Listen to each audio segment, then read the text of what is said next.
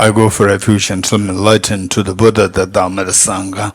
By my accumulations or practice of giving and so forth, may I become a Buddha to benefit sentient beings.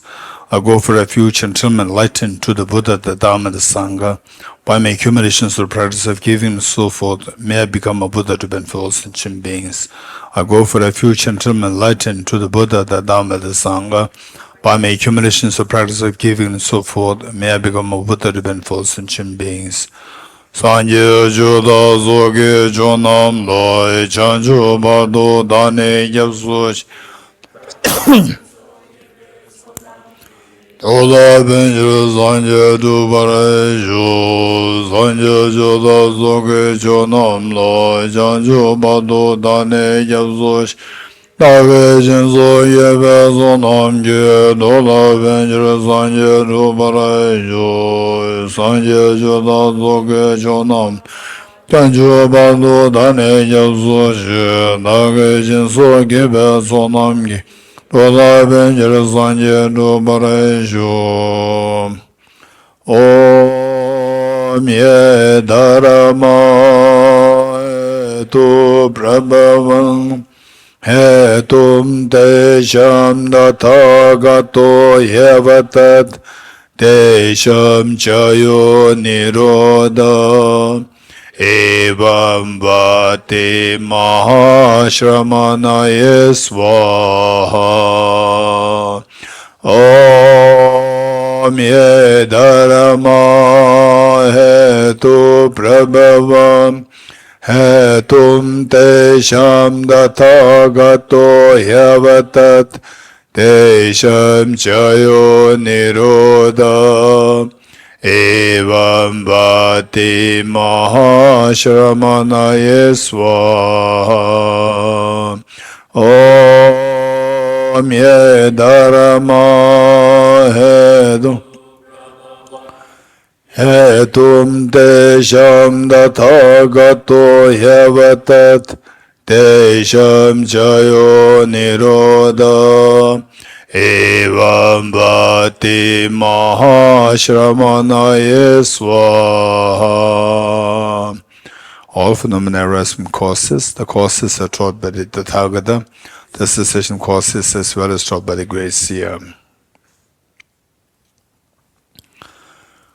Okay, if possible, when we recite this mantra, Ye Dharma Hedu Prabhava Hetum Desham Tathagato Hevatat. The first two lines, as the say in your thought, just see if you can gradually make it like a, say, the natural, the say understanding that all phenomena arise from causes like miseries, stress, samsara. All these arise from the causes. And what the causes are is taught by the Tathagata, quantamic karmas, afflictions, innate retention, self-grasping, ignorance. These are what the Buddha identified as the cause of the miseries. Then the Desham Jayo Nirodha Evam Badi Mahashamaneswa, cessation of whatever this causes is also taught by the Buddha in terms of the say that these are like dream. Seeing them as a dream, all these will be undone one by one. So just think about, see how things are like dream, yourself like a dream. Things that you encounter with, they are like a dream. Not that easy, but then this is how we have to practice. So as you recite this mantra, then the meaning should be reflected. Not only just the meaning, but in terms of actually you try to experience a little bit of emptiness, ultimate analysis, where all these things dissolve. And then what is your emotional reaction? Your mind calms down. That takes us to the cessation of the mental stirs. Okay, this is, if you can do that on a daily basis, this is amazing. This itself is going to be incredibly great practice. So, I see that many of us, perhaps wisdom emptiness, to go to this depth is like first time happening in our life, raise hands. And this, to go like this depth, ultimate not conventional knowledge is very sad, right? You get stuck, raise hands, first time happening. Okay, very fortunate in ways that Yeah, even in the say, but we are very lucky that we are studying Arya Nagarjuna's text. So these things you will find in Arya Nagarjuna's text, Acharya Chandrakirti's text, and not really so commonly available in the world. So these great masters, we're very fortunate. Okay, so let's continue. We read 19, page number 4, verse number 19. Verse number 19 is rejecting the objectively existent arising. So we talked about, say, the how the universe is operating on the basis of arising and ceasing, arising and ceasing. And you see that you read the compositions of Arya Nagarjuna, like, say, for example, the morning when we read independent origination. Is there anybody who can recite this by heart? Independent origination. Yes, Sherry Pema.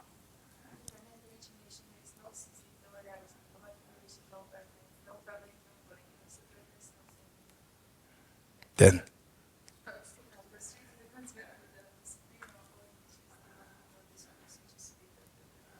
Wonderful. Tinshindala.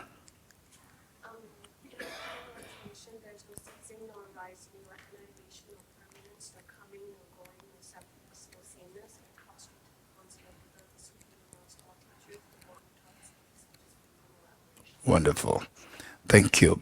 So there we see that the in this we see the look, independent origination, there's no ceasing, no arising. It began with these two things, ceasing and arising.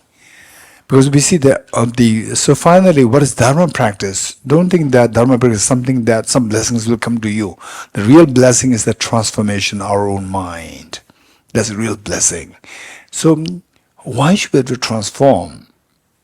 Only if there is something wrong with the mind, then we have to think of transformation. If it's already very pure, why should we have to transform? So something's wrong. What's wrong?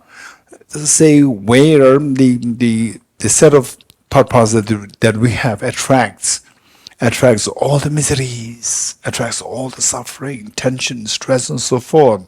So there's something wrong in our thinking. And so the next question is how to fix this thinking.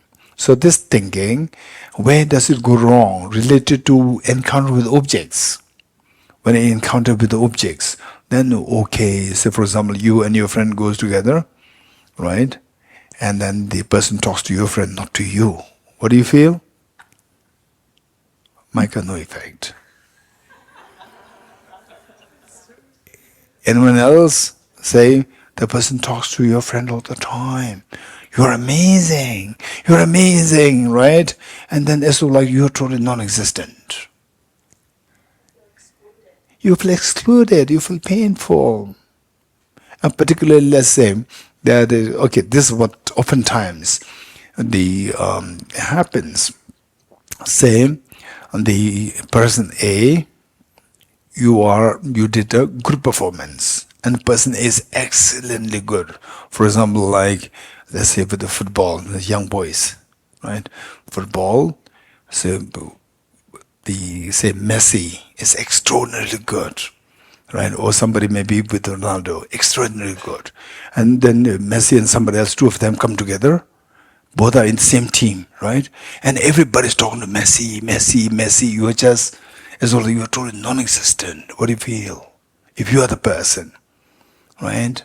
If you are the one, you'll feel rejected. You'll feel sad.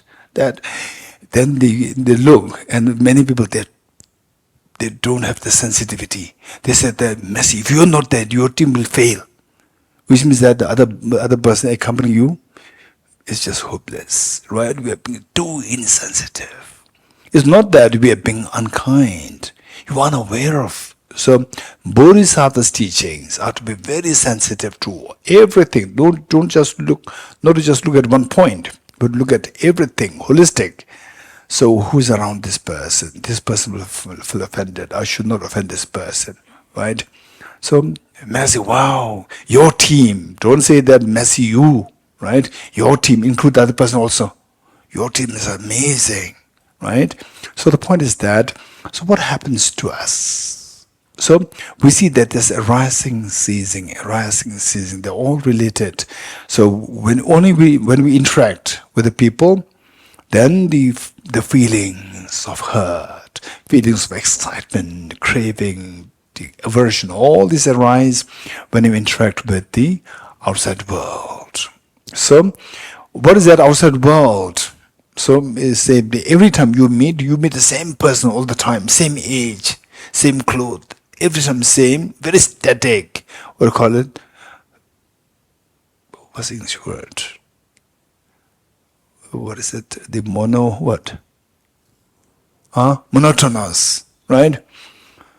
You see the same person, same age, not aging at all, every year, with the same clothes, right? With the same style like this, all the time. It's very boring, right? So arising, ceasing gives you the change. In the change can not only be always good, right? Good, bad happens. And then in a while, because of the good, when something less than that happens, this is bad.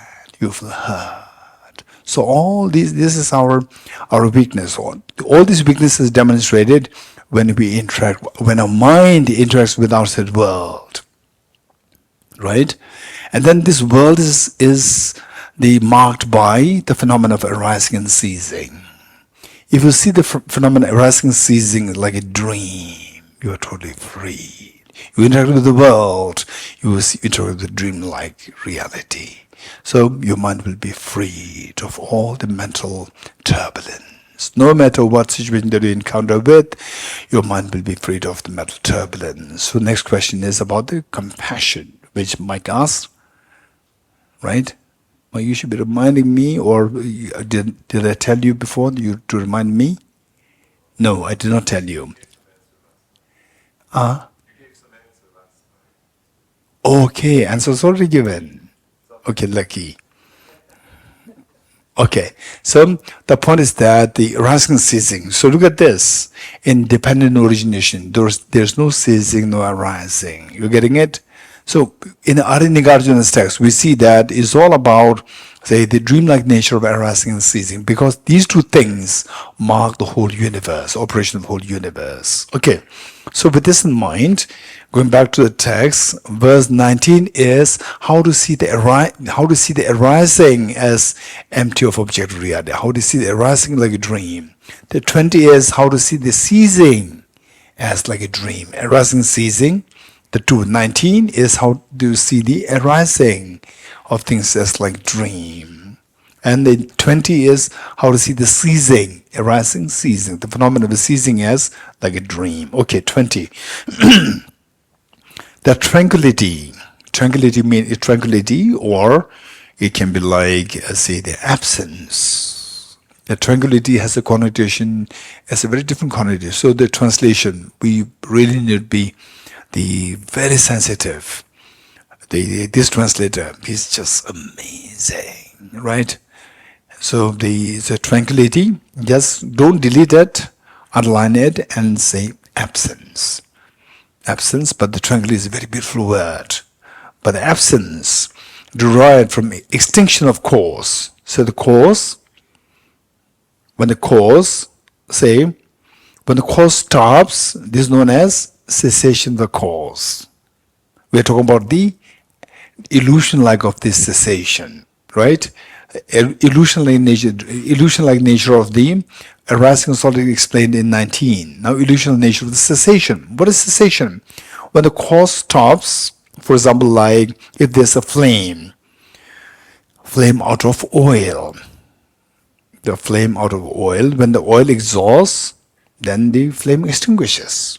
When the cause of the flame, the oil as a cause of the flame, when the oil exhausts, then the flame extinguishes. So, the tranquility or the absence of the, let's say, absence of the fire derived from the extinction of the oil as a cause. You're getting it?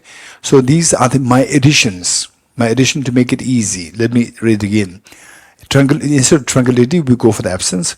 Absence of fire, which is derived from the extinction extension oil as the cause. Oil as the cause. This is understood, instead of understood, they underline it and make it presumed. Presumed, this word. Presumed. Okay, what do you think is what difference do you see between the presumed and understand? Anyone? Kate. Presume. So do you understand? Do you hear what Kate said? Say you have some opinion. It's not necessarily 100% from the object. So you see, your opinion is coming. You get it? Okay. So let's say that the cause stops. Cause stops. Then we talk about the stops. Cease. So this is what a mind imputes. You're getting it? Presume. It's not objectively there's cessation. No. Objectively there's no cessation. Is what your mind imputes as a cessation. Presume. This is a word. The presumed. And this is presumed to be a cessation. So now we're talking about the illusion-like nature of the cessation.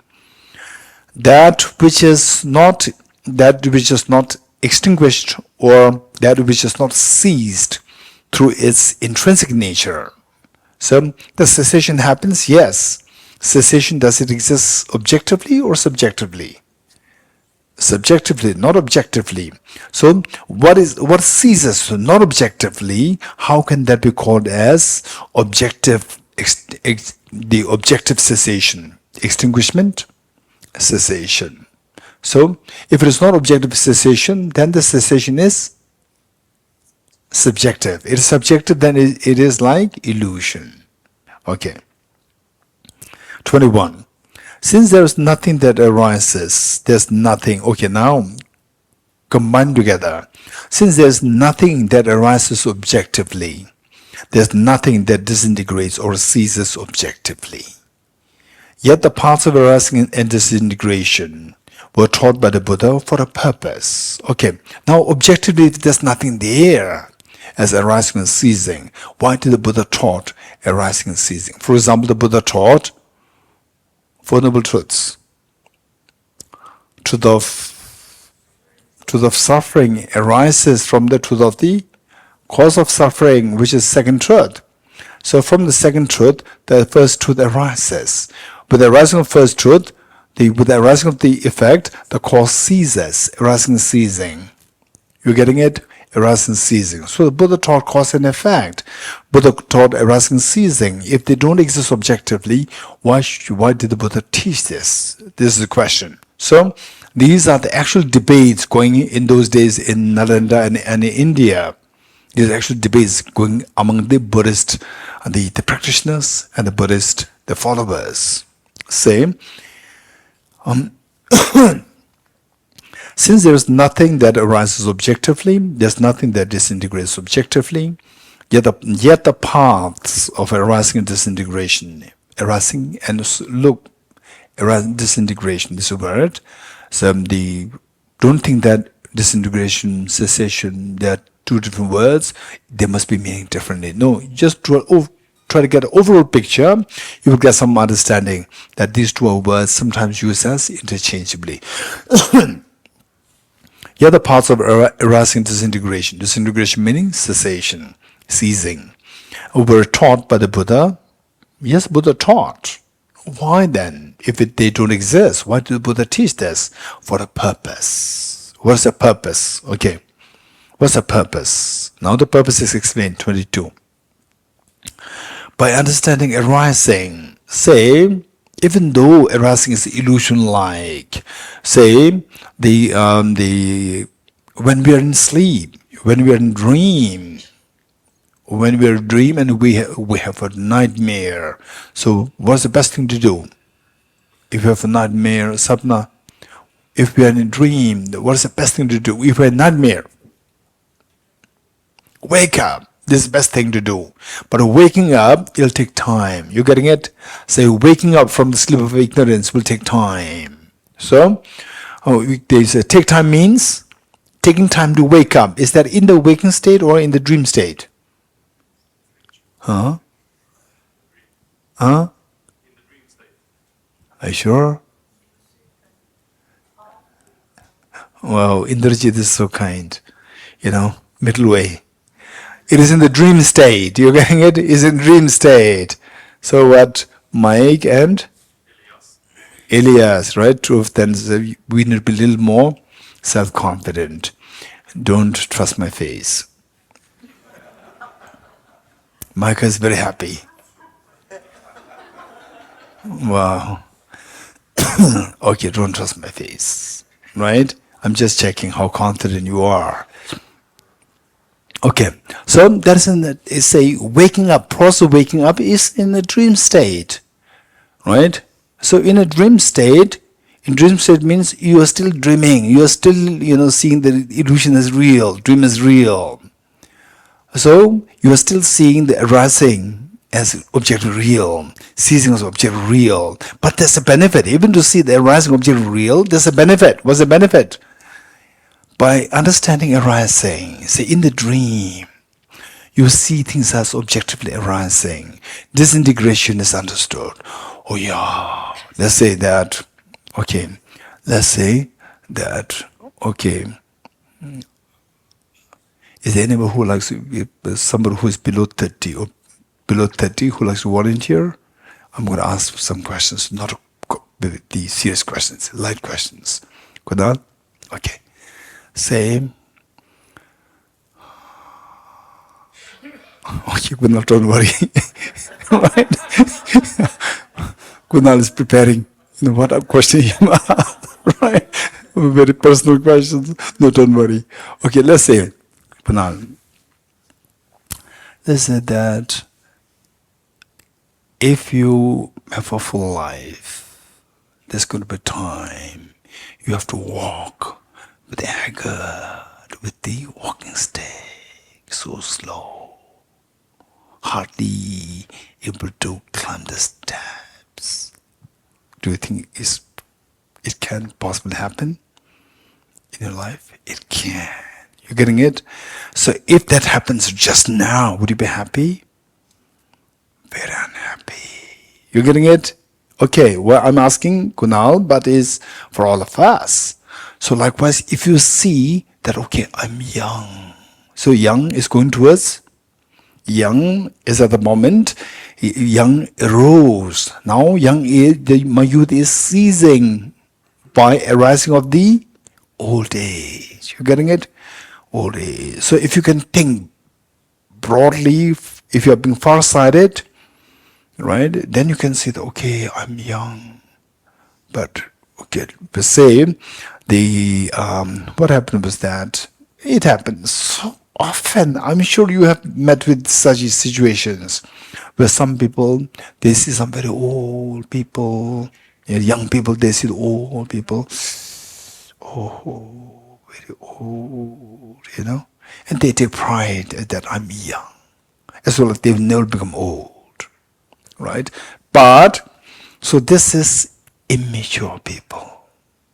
Because the mature people will see the old one, right? Say somebody who's like 60, 70, 80, 90, 100. You say, oh, if I live long, if I'm lucky, then I will have a long life. Which means that long life means I will follow this trend. One day I'll also become one like that. I will become one like that. Not that I'm lucky, I'm young. And they very unfortunate, they're old men.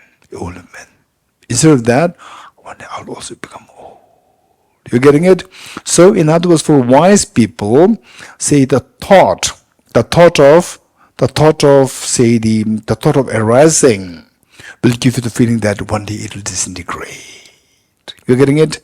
So arising, objectively arising, will be followed by objectively disintegration. Although objectively arising ceasing is not there, but for the person in the dream you see the dream arising as real, dream ceasing as real. And within the dream, unwise people will see the dream arising, myself as a youth, then dream ceasing, degeneration will not happen to me. You will not say this, but your mind cannot digest that. And then you say, so like, I am the so youthful. But, and this will not happen to me. But the wise people, even in the dreams, oh, you dream of somebody who's very old. One day I'll also become old. If I'm lucky to live long, I'll also become old. This thought will come to us. Okay, tell me why. For some people, these thoughts come. For some people, these thoughts never come. When one sees an old person, old haggard person, right? Oh, old man, you old man, what are you doing here? Right? As so like you never become old. We are young. Right? Why are you coming with the young people? Right? Whereas some people, when they say old, oh, I will also become old one day. You will not dismiss other person. Then you'll take that as a mirror for yourself. Why two different thoughts are coming in two different people? Two different people, why they have different thoughts coming? Why not the same thought coming? Anyone? Yes.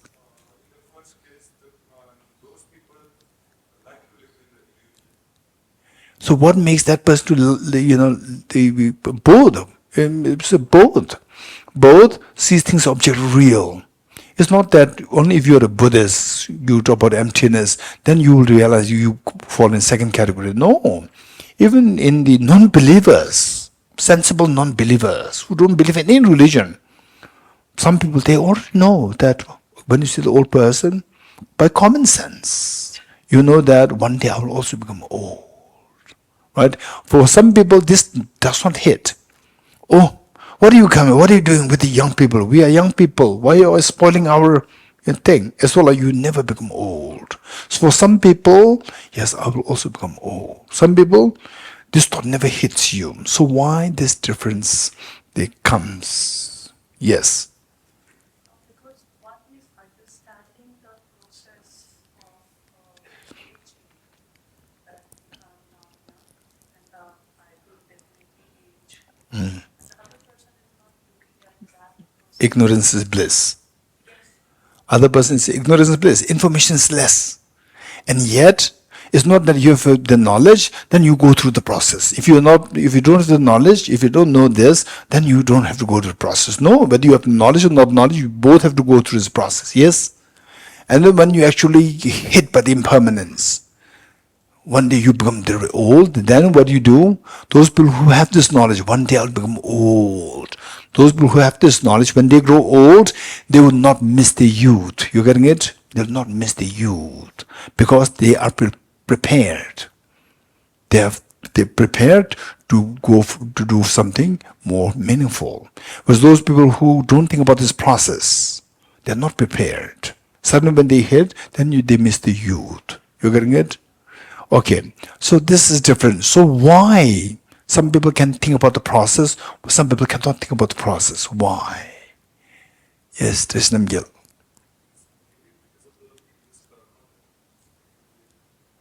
Previous karma. Okay, I'm very unfortunate. I've not accumulated that good karma. Anyone else? Yes.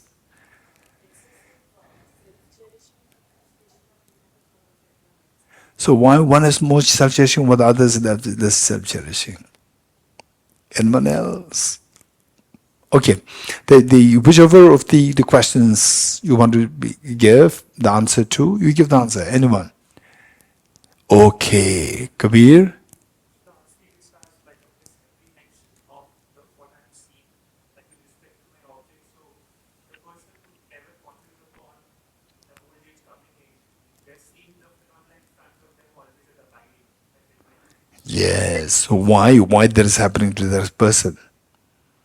If this same person, if these things is changing, then the person will not behave like this, not be dismissive, not being contemptuous of. Haven't been like you solidly by the root of impermanence yet. Okay, so other also, some very young boys and girls, very young, with affluent family, good family, still the impermanence, thought of impermanence hit their mind. How come? Yeah. Right. It depends upon how we want to read it, right? It's all So why one choose that? Why one choose the B? That's how they want to choose. No. So why the first want to choose A? Why the B wanted to choose B? Anyone? Okay, here, Kunal. They're scared of the future. Who? The first or the second? The first, like, who doesn't think Who? They're scared of it? No, they're not scared. They don't even think about the death. Death will not, and they have the feeling that death will not come to me. I'm the divine. Anyone? Yes. between the person who's wise and the person who's ignorant. Okay. So how, what determines what is wise, what is not wise? Yes, Jitendraji. Could be to lack of compassion and ignorance. Okay, why one has lack of compassion and the other has more compassion? They're standing in the knowledge, So why one has more knowledge, why one has less knowledge? depending on their pain, their knowledge is what, how they. Okay, so we remember the 5 ever-present mental factors. What are they?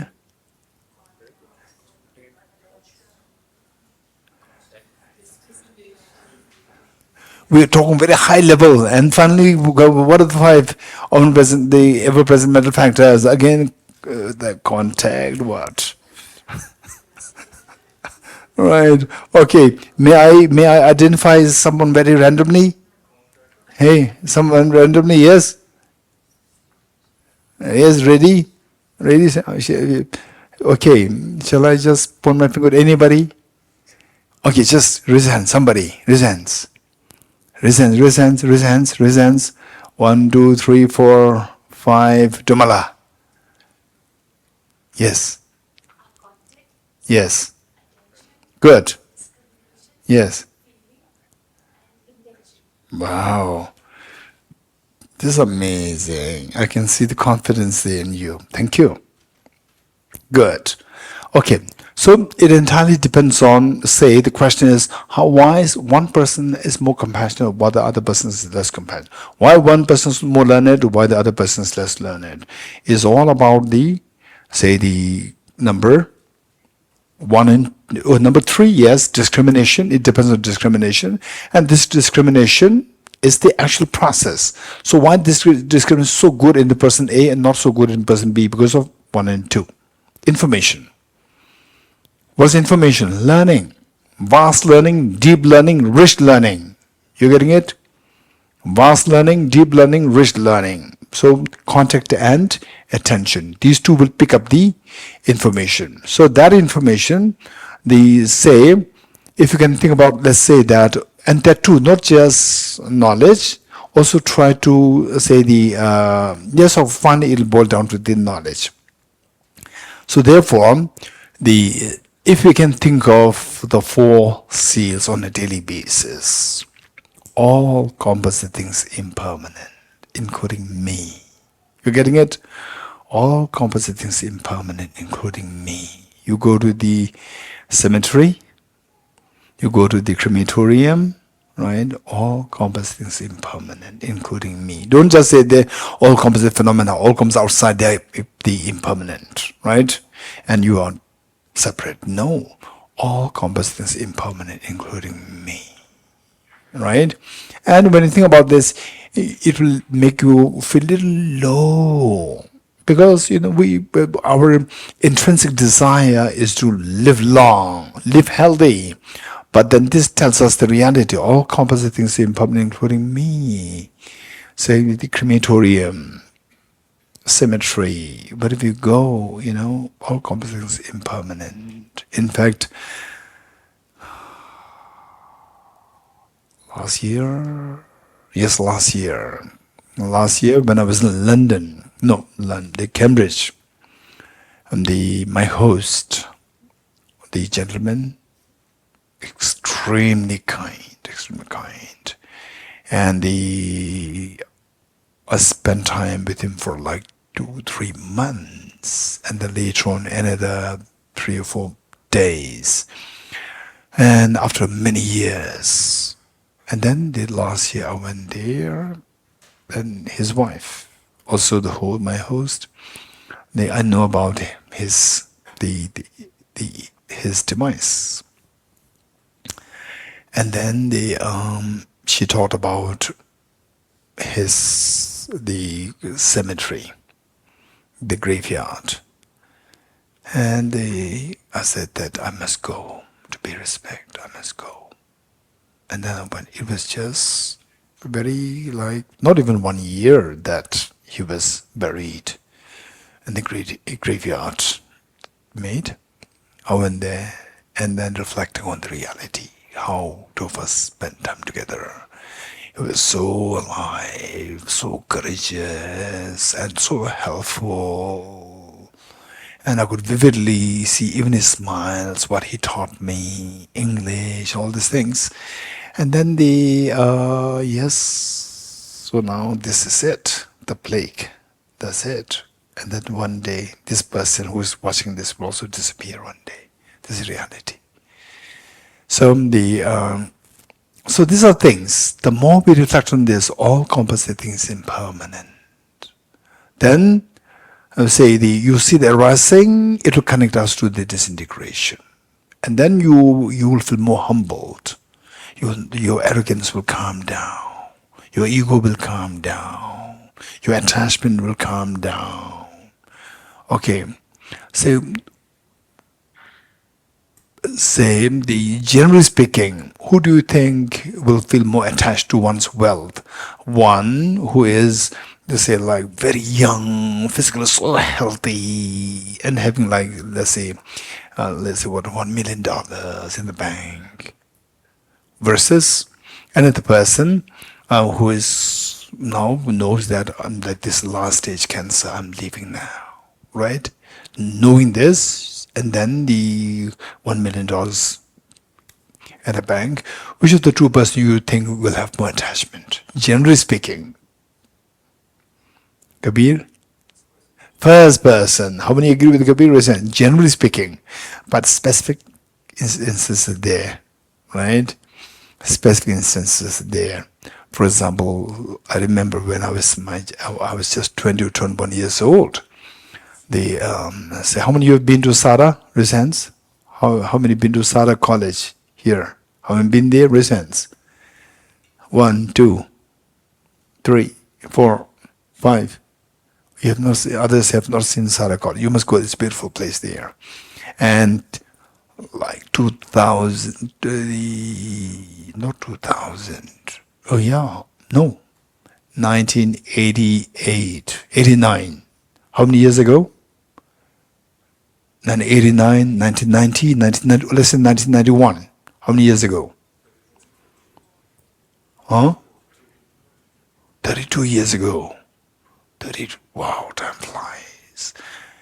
I was like 21, 22.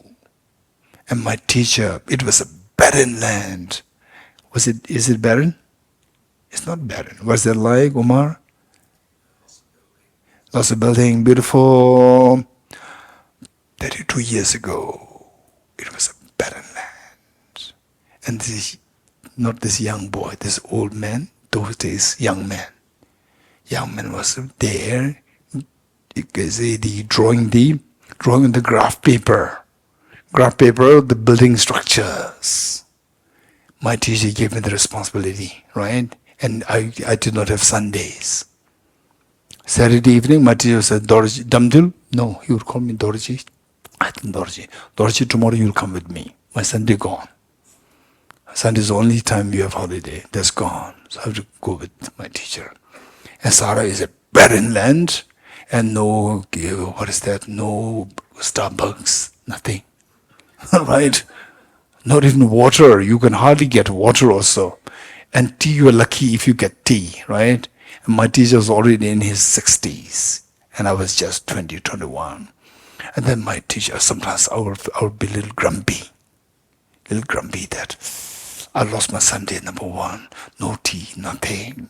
Barren, very hot, cold, extremely hot in the April. And then I would see my teacher,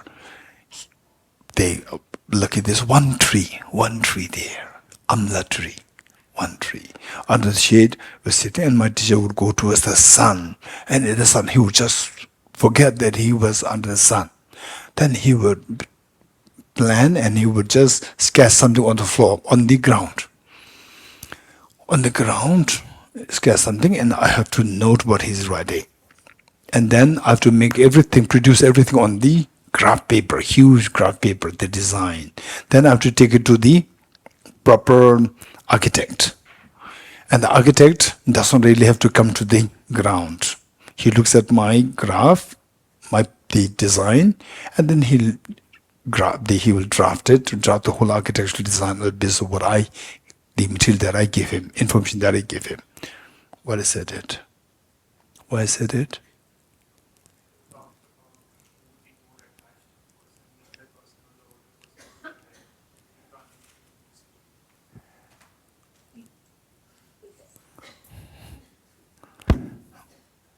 Okay, why I said it?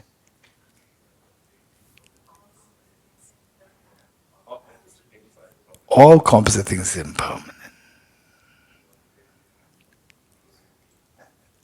Oh yes, including me. Yes. Okay. Oh, still I couldn't connect it too well. Okay, it doesn't matter. I don't know why I shared this. Okay, now back. You have to tell me how I connected. Impermanence. All composite things is impermanent, including me. You getting it? Say once in Devon Losson Monastery, I must be in my mid-20s. And one of our senior monks from my group, he was in the hospital and in his last days. And there was one senior monk who came from America, from our same group, who used to live in America. He came, and I, in my mid-20s, I was the caretaker of the whole, the Kansen. As you guess, Dolai's son is among there now. And then because the one senior, very senior monk was ill, the second monk, also very senior from America, he happened to come there, and he said, I'd like to go to see, because two of them, the senior monks, they were together for so many years, so they have a very good friendship. So he said that because I was the caretaker, I had to take him. So I took him there, and then the senior monk was advising the other senior monk who was dying. And the other senior monk, he was not really, into what the rich academic studies. He was more working in the kitchen all the time. And this one, second one, is more learned. So he was giving me advice, talking about impermanence, thinking about your virtues and so forth. So me, as a very young person, in my 20s, I was thinking, okay, one person is dying, and second person is advising, and the third person is observing it. You're getting it? First person is dying, second person is advising, counseling, and third person is advising. Who's the observing? Who's observing? This young man. And the second one is advising, counseling, don't worry, think about dharma and so forth. And then the one is in the last stage. So then I was just contemplating. One day the person who was the man observing somebody counseling another person who is dying. Even this third person, young man, even this person will also disappear one day. So then, after a few years, of course, within few days, few months, the first person is gone. Then after a few years, second person is gone. You're getting it? Now, the observer's time. You're getting it? This is the reality. So this is how, say, if you think about this, all composite things are impermanent, and I'm no exception. All contaminated things are suffering nature. We're contaminated by, say, this self-grasping ignorance, and giving into all the afflictions, only miseries will ensue. Everything is the nature of emptiness, selflessness. There is a way out. See everything like an illusion.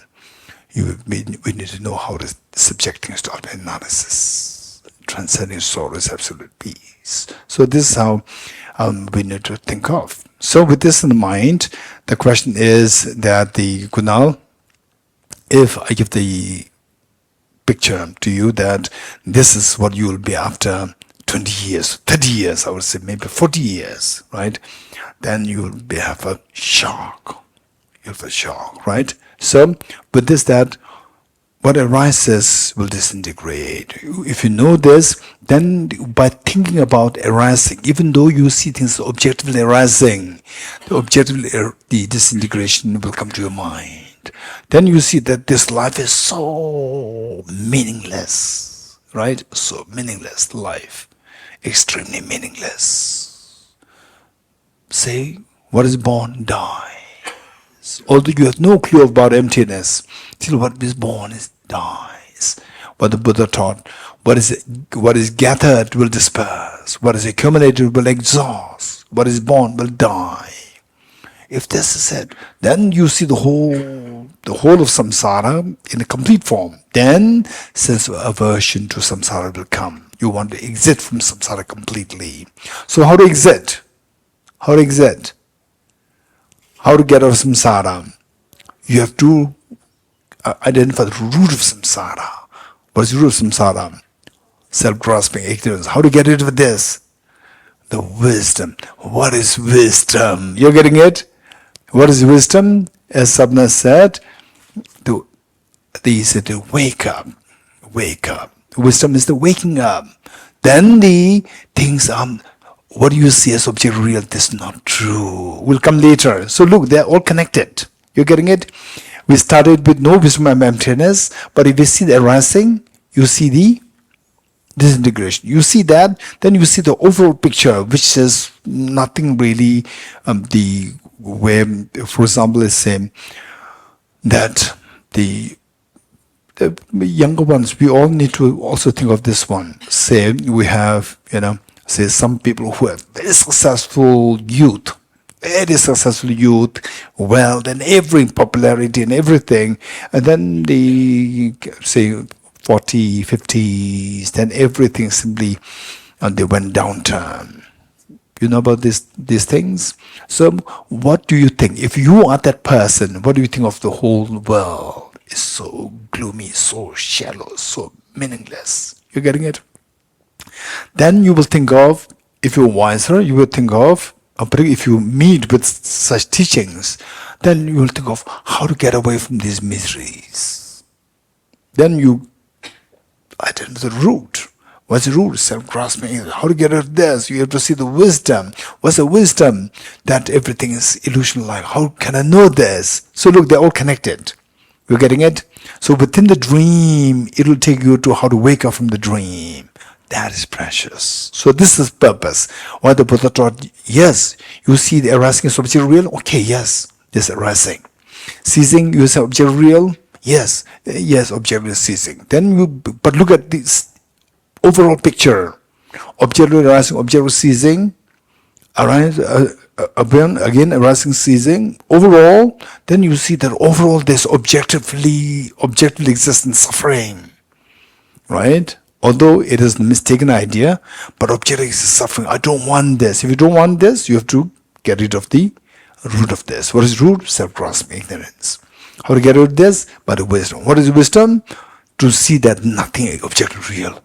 Oh, it's very shocking, right? It's very shocking because thus far, all what took me there is by seeing things objective real. Now I have to see that seeing objective real is the problem. Is the root of the problem. So that connects us to the wisdom. Okay, 22. Page 5, verse 22. By understanding arising, what? By seeing things as objectively arising, the objective existence disintegration is seen. By understanding disintegration, impermanence is understood. You're getting it? All composite things impermanent. Then I'm no exception. You have to add this. Okay. By understanding how to engage with impermanence, the sublime dharma is understood as well. Seeing impermanence, I'm heading towards miseries. So how to get away from this? get away from the root of the miseries, self-grasping ignorance. How to get away from this? See the dharma, ultimate dharma, which is the with emptiness. So the sublime dharma is understood as well. Sublime dharma is the understanding of the emptiness. Okay. It's for this reason that the Buddha taught that whosoever sees dependent origination will see the dharma. Whosoever sees the dharma will see the Buddha. Right? Okay. And also Acharya Dharmakirti, 7th century great Indian master, Acharya Dharmakirti, if you really want to see this rich knowledge, rich information of the knowledge, then we have to study Acharya Dharmakirti's text, Pramana Vartika, particularly chapter 2. Chapter 2. Chapter 1 is more like logic, which is extremely good, but we require a lot of training in that. But chapter 2, if you study it, you can get it. Chapter 2, we have to study this to get the overall picture of the reality of samsara and how to get away from the samsara. Where Acharya Dharmakirti said, seeing impermanence will take you to understand suffering.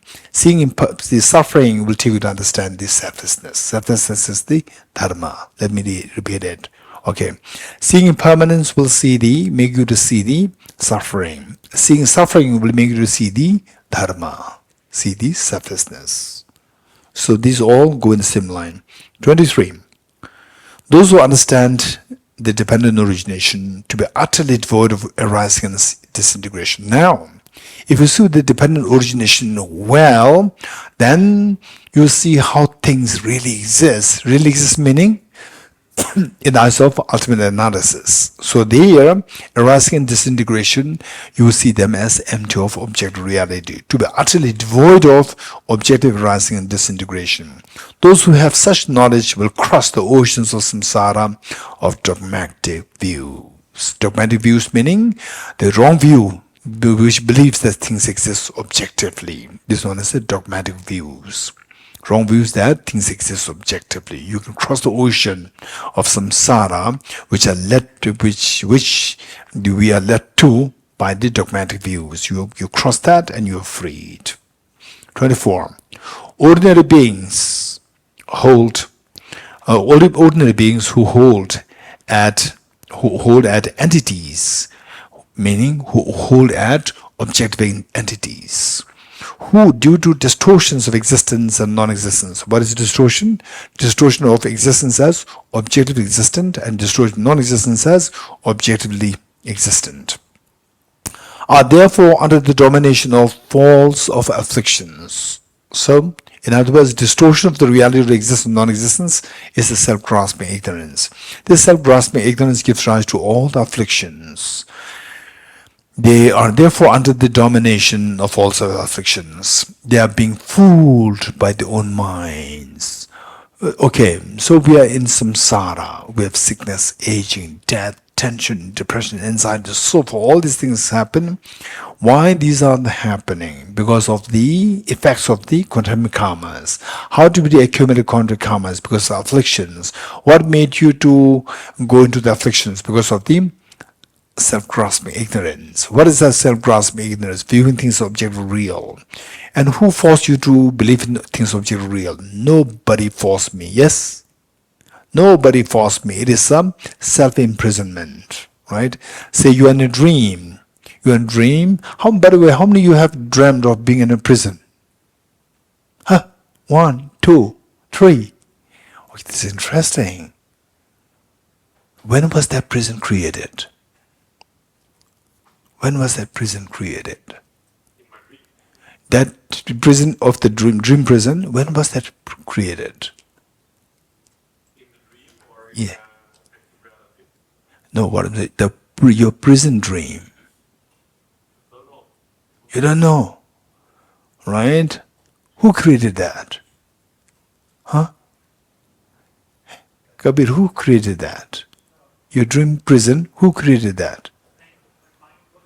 My dreaming mind created that. You're getting it? Nobody. So what's your name? Elias about to blame somebody else. American CIA. They created this prison. He's about to blame them. Right? No, it is your mind which created this. So it's a self-imprisonment. You're getting it? is self-imprisonment. So, in other words, all our miseries, in a way, they are like the imprisonment of your own mind.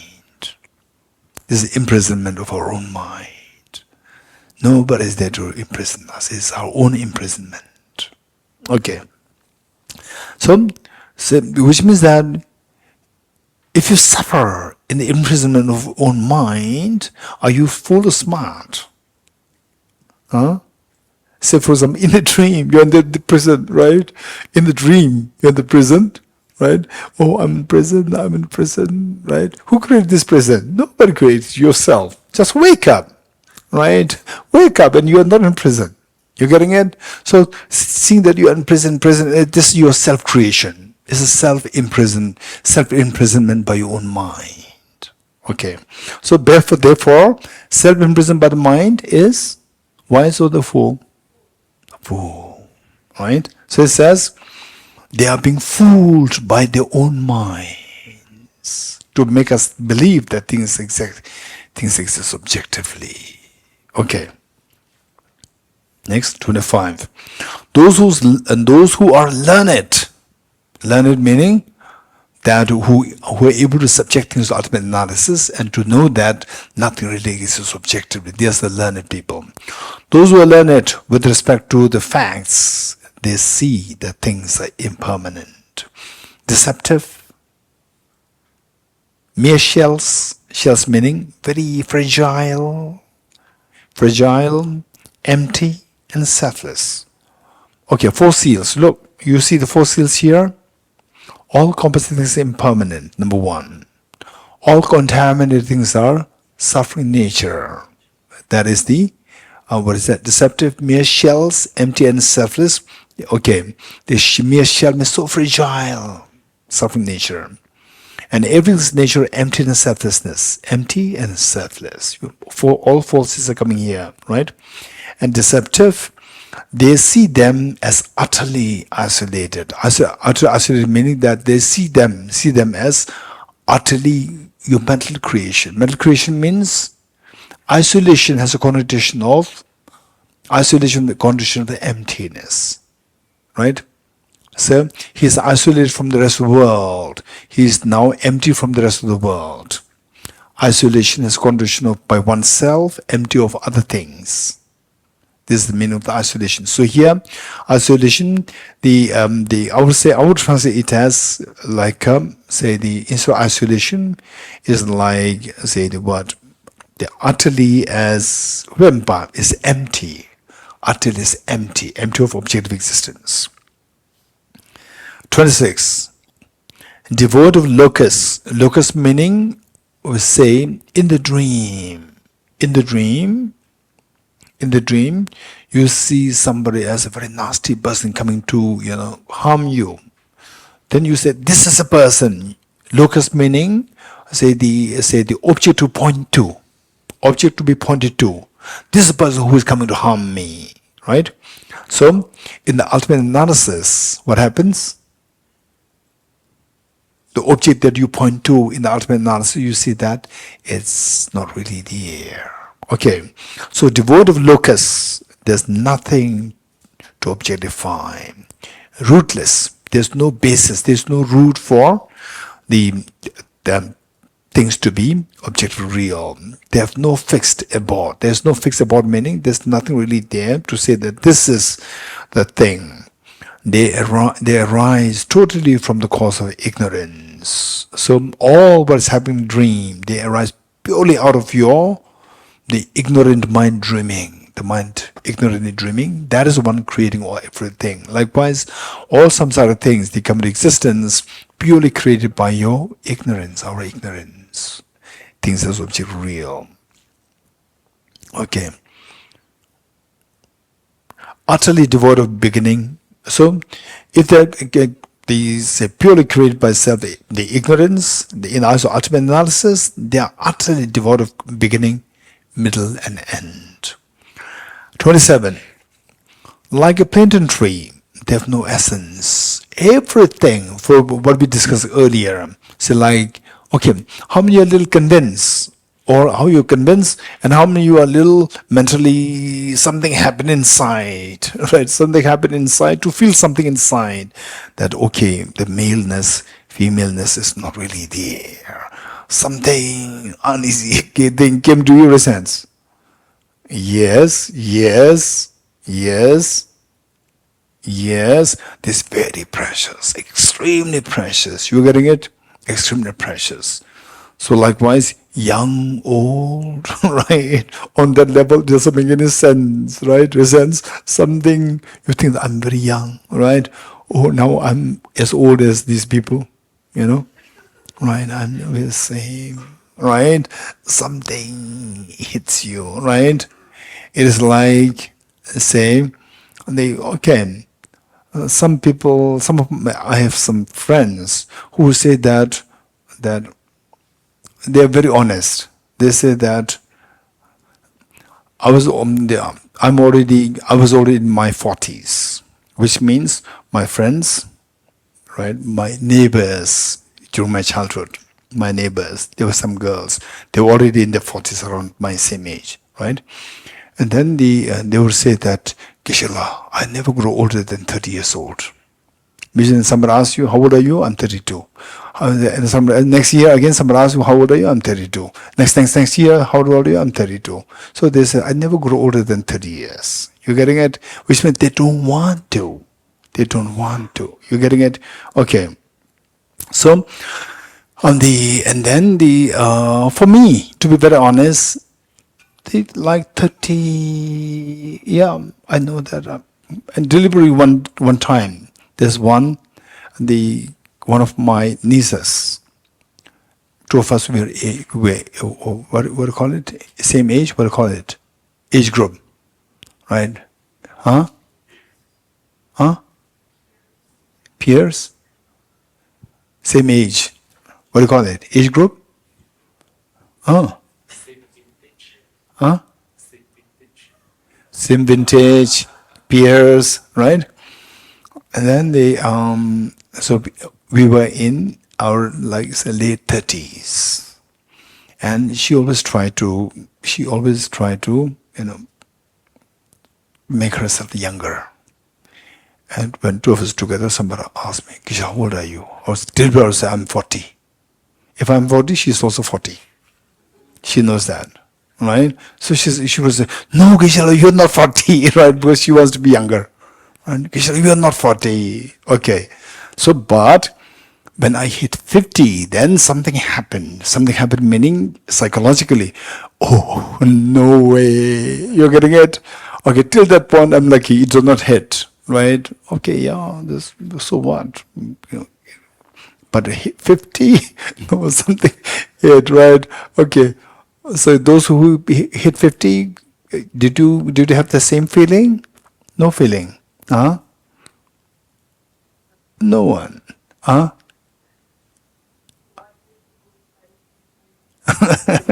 Okay. So it may hit us at different ages. We never know. You getting it? Okay. Some people, who remain evergreen, like the 50, 60, 70, 80, 90, 100, I don't know, right? Otherwise, some people, okay.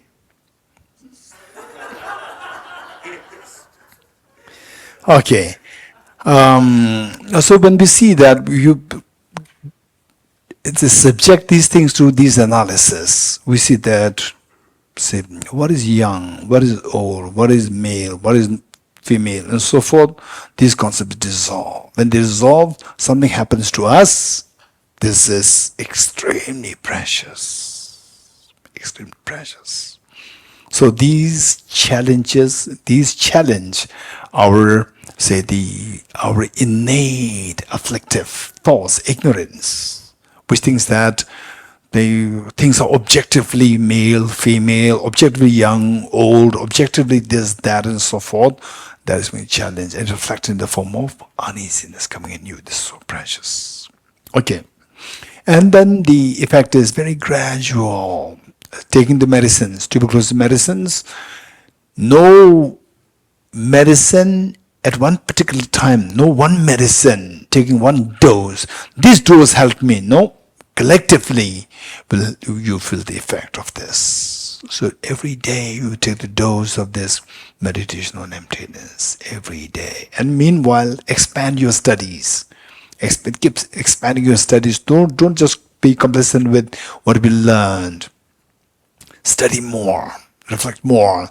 Your experience will go deeper, deeper, deeper. And then over time, you become very confident that, okay, now I see that afflictions are little under control, right? Earlier, say for example, I can easily feel excited. I can easily become so angry, agitated. Now the emotions are under control. Okay, so 27. Like a plantain tree, they have no essence. Objective, there's nothing really there. And they resemble the city of Gandharvas. Gandharvas meaning also referred to as the smell eaters who survive on smell. And Gandharvas, it is said that Gandharvas are the beings. The beings, it's a non-human. There's non-human, and who can create their cities very fast. Instantly they can create the whole city, and instantly the whole city can diminish. This is Gandharvas. And Gandharvas, they have unique ability for music.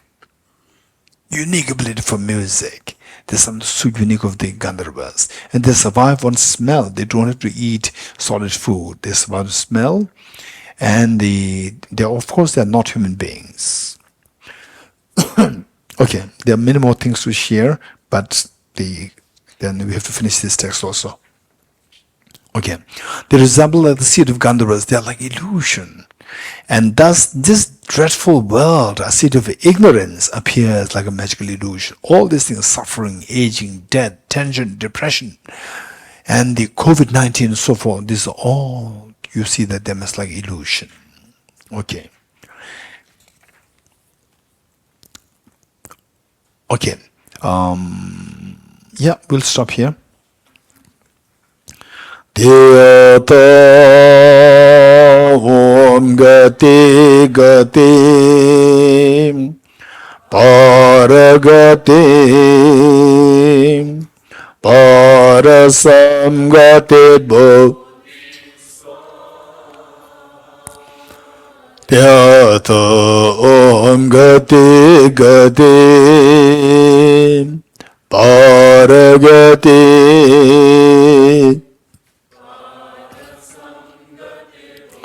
Tisvaha Dhyata Om Gati Gati Paragati Parasamgate Bodhisvaha.